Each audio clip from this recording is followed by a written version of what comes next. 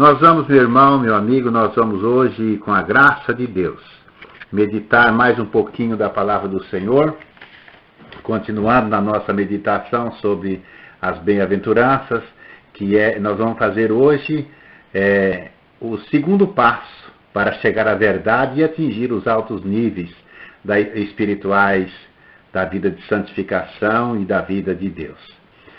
Nós vamos ler Mateus 5, versículo 4. Mateus 5, versículo 4. Bem-aventurados que choram, porque eles serão consolados. Vou ler novamente. Bem-aventurados que choram, porque eles serão consolados. Que o Deus da glória esteja colocando em nosso coração e fazendo a obra de restauração da nossa alma, do nosso espírito, para que nós possamos viver a vida do jeito que Deus quer, viver segundo a vontade de Deus.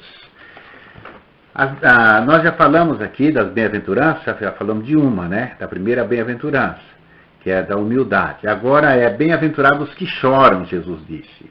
Esse é o segundo passo. O primeiro passo é bem-aventurado os humildes de espírito. O segundo, bem-aventurados que choram.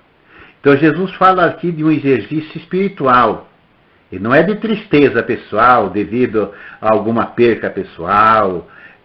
Falava da tristeza devido ao pecado. Falava da necessidade de arrependimento. Então veja bem, veja a diferença. Muitas vezes a pessoa chora porque fez coisa errada e está com remorso. Aqui, essa é esse tipo de choro. Então, choro é uma tristeza devido ao pecado que comete. Mas às vezes a pessoa chora porque perdeu alguma coisa. E às vezes até um ente querido, está até chorar. Mas não é esse choro que está falando. É chorar devido ao pecado. Então ele falava aí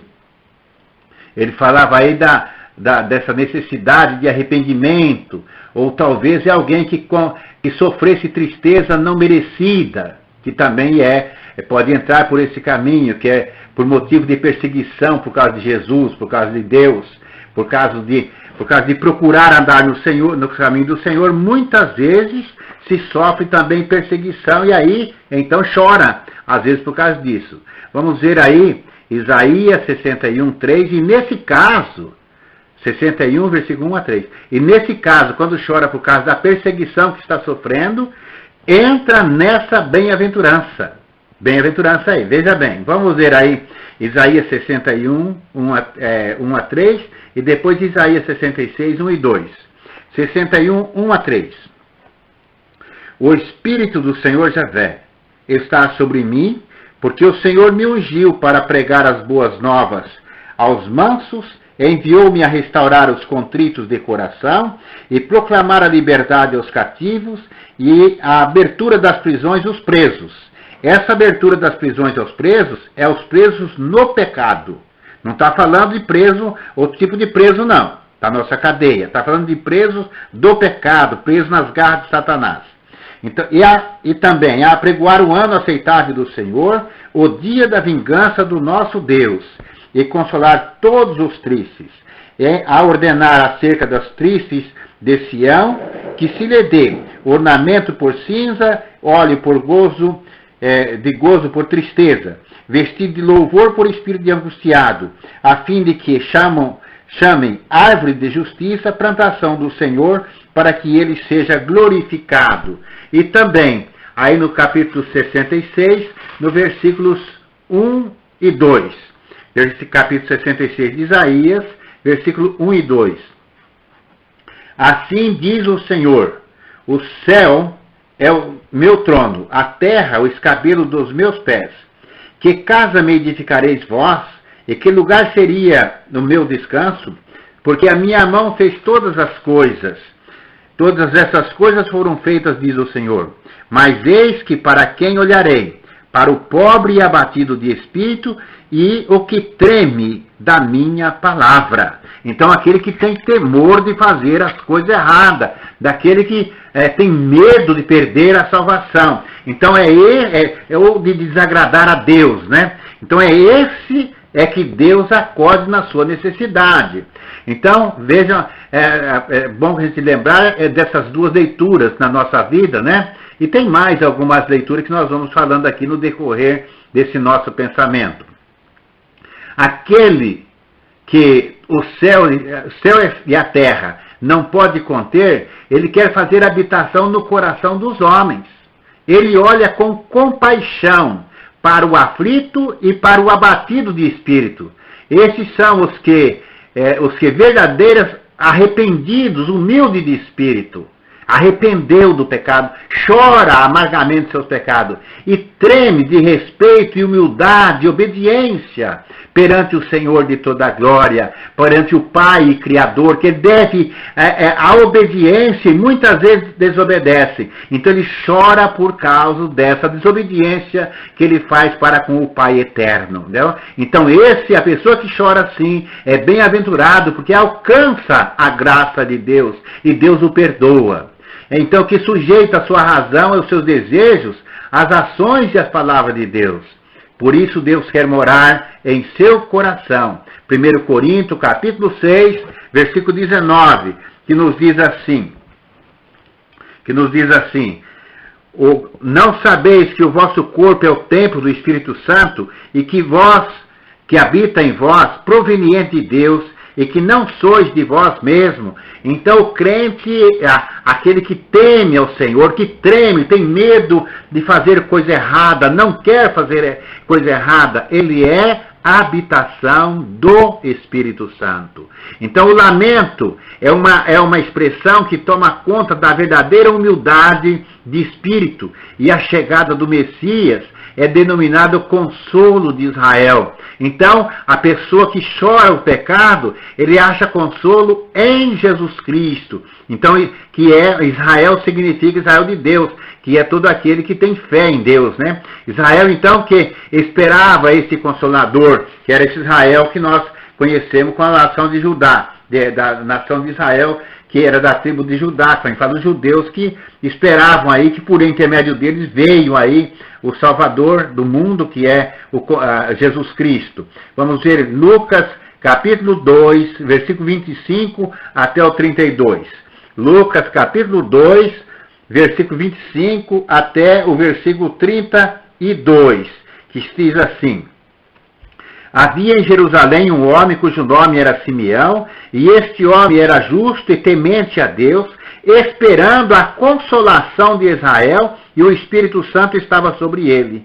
E fora-lhe revelado pelo Espírito Santo que ele não morreria antes de ter visto o Cristo do Senhor.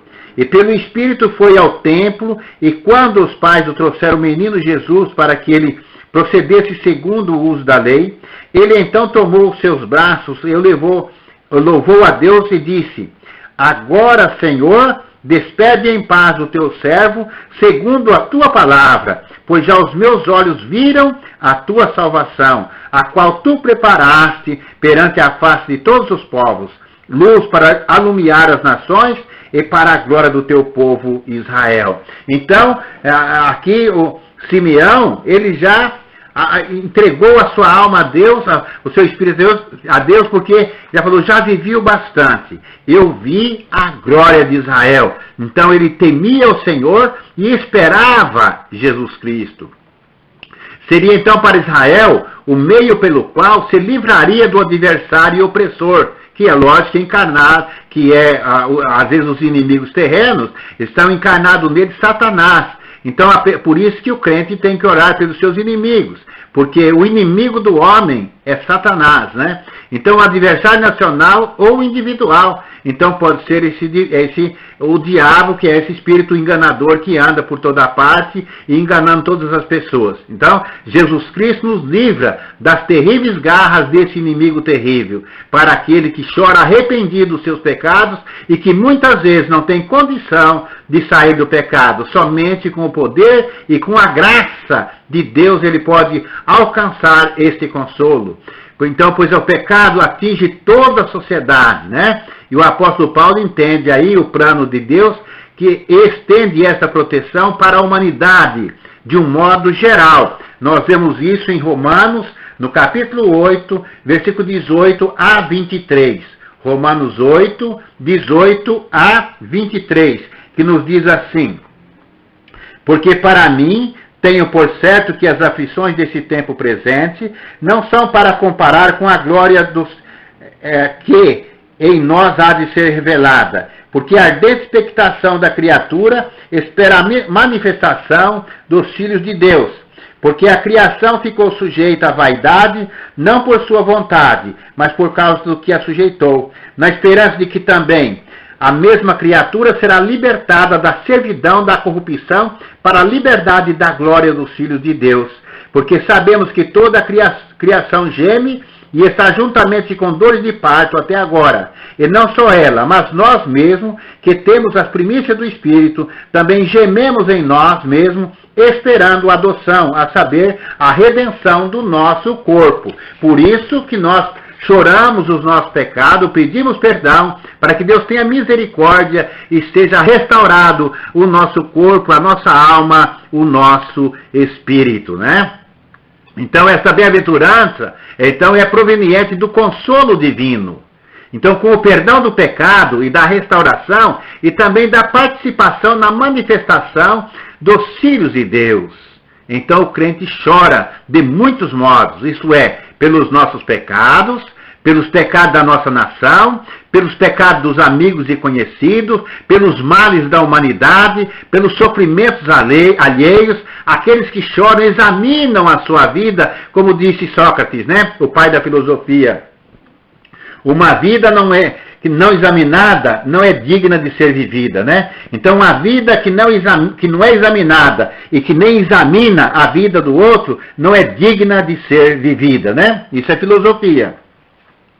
No Velho Testamento diz que os necessitados são consolados, né? Isso já é uma promessa desde o Velho Testamento. Nós vemos isso na pessoa de Jó. Jó, capítulo 6, versículo 14. Está dito assim, Jó 6, versículo 14. Ao que está aflito devia o amigo mostrar compaixão, ainda ao que deixasse o temor do Todo-Poderoso. Eu vou ler novamente. Ao que está aflito devia o amigo mostrar compaixão, ainda ao que deixasse o temor do Todo-Poderoso. Então não importa, às vezes a pessoa às vezes não teme ao Senhor, mas nós devemos ter compaixão, ter misericórdia dele, e não ficar tacando na cara, orar por ele, ser essa pessoa que chora a necessidade alheia. Se nós não servimos para sofrer a necessidade alheia, ter compaixão, também não temos condições de caminhar os passos para chegar aí ao templo da verdade, né? Viver a vida de verdade na presença de Deus. Então, na hora da necessidade, temos que contar com um amigo. Jesus é o nosso amigo, e no Novo Testamento a igreja não pode abandonar o aflito. Então veja bem, se Jesus é o nosso amigo, e ele atende às nossas necessidades, nós também, como cristãos que somos, e que pertencemos aí à igreja de nosso Senhor e Salvador Jesus Cristo, não podemos abandonar, nós temos que chorar com o nosso amigo, ter compaixão dele nas suas necessidades. Hebreus 13, 1 a 3. Veja bem, permaneça o amor fraternal, não vos esqueçais da hospitalidade, porque por ela alguns não sabendo hospedaram anjos.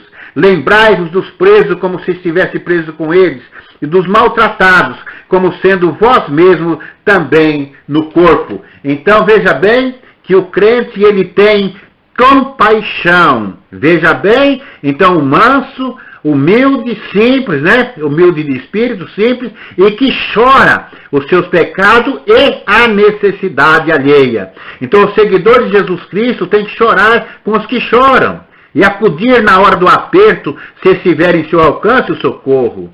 Então no Velho Testamento, Jeremias chora e lamenta o pecado e a miséria do povo. Ele trocaria o alimento e o leite de dormir por uma estalagem imunda no deserto. Então ele chorava dessa forma. Ele não queria, para ele não tinha prazer aí de ter uma cama boa, mas não importa que ele dormisse aonde tivesse, o que ele queria era a paz da sua família, a paz do povo chamado povo de Deus, da sua nação, né? Jeremias 9, 1 e 2, está escrito assim: Oxalá minha cabeça se tornasse em águas, e os meus olhos numa fonte de lágrimas, então choraria de dia e de noite os mortos da filha do meu povo.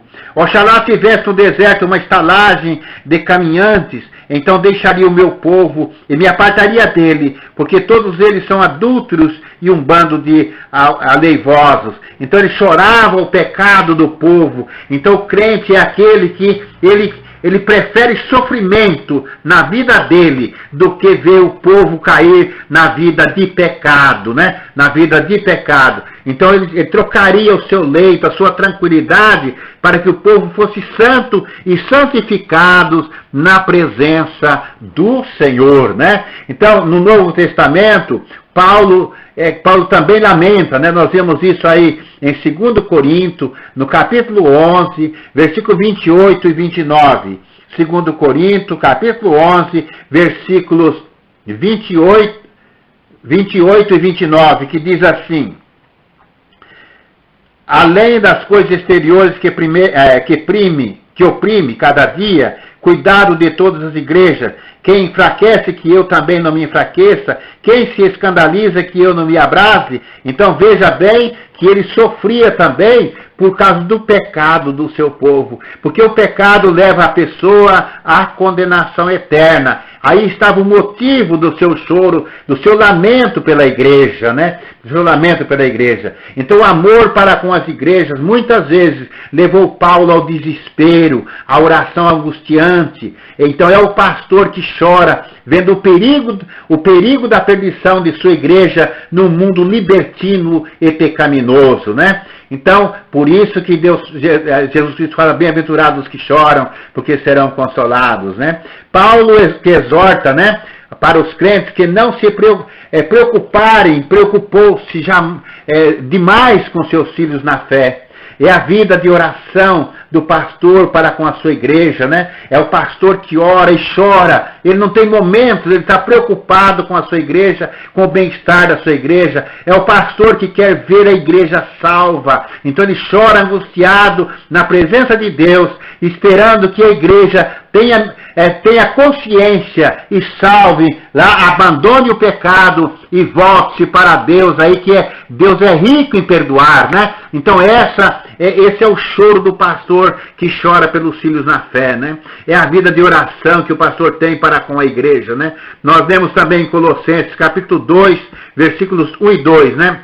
Porque quero que saibais quão grande combate tenho por vós, e pelos que estão em Laodiceia, e por quantos não viram o meu rosto em carne, para que os seus corações sejam consolados, e estejam unidos em amor, e enriquecidos da plenitude da inteligência, para o conhecimento do mistério de Deus, Jesus Cristo. Então isso era que Paulo desejava para a sua igreja, para que tivesse um coração pronto para conhecer os mistérios da salvação oferecidas em Jesus Cristo, né? Então era o pastor chorando, né? Então por isso fala bem-aventurados que choram, né? Nessas condições. Ele não está chorando aí as cadeias que estava sofrendo, não estava chorando porque estava preso, não estava chorando porque estava abandonado pelos amigos, ele estava chorando pela igreja que estava no pecado, né? Então tanto o Velho Testamento como o Novo Testamento, quem mostra compaixão, recebe compaixão. Isso é uma troca de Deus, né? É uma troca que é uma via de duas mãos, né? É um vai e vem. Quem tem compaixão, recebe compaixão. Provérbios capítulo 19, versículo 17. O Senhor empresta ao que se compadece. ao Senhor empresta o que se compadece do pobre, e ele lhe pagará o seu benefício. Então quem dá ao pobre, né, mais assim traduzindo para melhor entendimento, quem dá ao pobre empresta a Deus. Então veja bem o jeito que trata aí o Velho Testamento, trata aí o povo que usava de caridade, acudindo à necessidade do povo, né? A necessidade alheia, né? Então, era alguém que estava emprestando a Deus. E em Mateus também, capítulo 10, versículo 40 a 42, nós lemos assim, Mateus 10, capítulo 40 a 42, que diz assim: quem vos recebe, a mim me recebe, e quem me recebe a mim, recebe aquele que me enviou. Quem recebe um profeta na qualidade de profeta, receberá o galardão de profeta, e quem recebe um justo na qualidade de justo, receberá o galardão de justo. E qualquer que tiver dado só que seja um copo de água fria a um desses pequeninos em nome do discípulo, em verdade vos digo que de modo algum perderá o seu galardão. Está vendo? Então Deus tem compaixão daquele que ajuda o necessitado, daquele que faz alguma coisa também para um crente. O fato de você fazer alguma coisa para um crente, ajudando-lhe alguma coisa, porque ele é crente, você não perde a bênção por fazer isso. Isso é palavra de Jesus Cristo, né? Não é palavra minha. Isso faz parte, então, da bem-aventurança daqueles que choram, né? Se entra nessa qualificação. Então, isso significa que somente tem a ganhar quem usa de misericórdia para com o seu próximo, pois Deus retribuirá, e com juros ainda, né? Deus não fica devendo nada a ninguém. O socorrer o necessitado não empobrece ninguém. Aliás, só pode dar aquele que tem. Muitas vezes a pessoa não tem condição de dar, porque ele também, não adianta ele nega, não dá, então também não tem. A pessoa não tem para dar, por isso que é mais bem-aventurado aquele que dá do que o que recebe, porque quem não pode dar, como vai dar? Então, por isso que é bem-aventurado, é feliz aquele que pode dar alguma coisa, que pode ajudar alguém na alguma necessidade, né? Então, veja bem, então, nós só temos a ganhar quando usamos de misericórdia com o próximo, né? Pois Deus retribuirá a cada um. Deus não fica devendo nada a ninguém. Deus ama todo aquele que dá, e que dá de coração puro, né? De coração limpo, e sem tensionar também receber nada de volta. Não é porque ele está falando isso aqui que nós vamos então dar alguma coisa para alguém para receber de volta. Não é isso. É chorar com a necessidade alheia. Então, quando nós choramos com a necessidade alheia, na hora da necessidade, da nossa necessidade, Deus nos consolará. Deus dará aquilo que nós temos necessidade. Então, por isso que fala que é segundo passo, né? Para se chegar aí ao trono da verdade, chegar aí à verdade eterna, a vida espiritual perfeita como Deus quer. Esse é o segundo passo, né? Então, o motivo que leva o cristão a ter compaixão, a chorar com os que choram, é o amor de Deus no coração. Então, veja aí que está escrito 1 João 3, 16 a 19. 1 João 3, 16 a 19. Conhecemos o amor nisto, que ele deu a sua vida por nós, e nós devemos dar a vida pelos irmãos. Quem, pois, tiver bens do mundo, e vendo o seu irmão necessitado de cerrar as suas entranhas, como estará nele o amor de Deus? Meus filhinhos, não amemos de palavra, nem de língua, mas com obra e em verdade. E nisto conhecemos que somos da verdade, e diante deles asseguraremos os nossos corações. Então, veja bem, como é que se conhece se a pessoa é filho de Deus? Se ele ama, se ele chora com o que chora, se ele acorda a necessidade dele, porque ele demonstra aí o amor de Deus. Porque eu sou uma pessoa necessitada e Deus cuida de mim. E assim diz o salmista também, nessas palavras. Então eu sou necessitado. Então quando eu socorro a necessidade de alguém, é porque Deus acode as minhas necessidades, né? São esses os frutos que se conhece de um verdadeiro servo de Deus. É uma pessoa que em busca do templo da verdade. Jesus chorou pelo seu povo por não o reconhecer, né? por Lázaro, Marta, por Maria, por causa da miserabilidade, da fraqueza humana. Ele chorou aí porque o homem era muito fraco. Então, quem quer chegar no templo da verdade, quem quer ter a vida,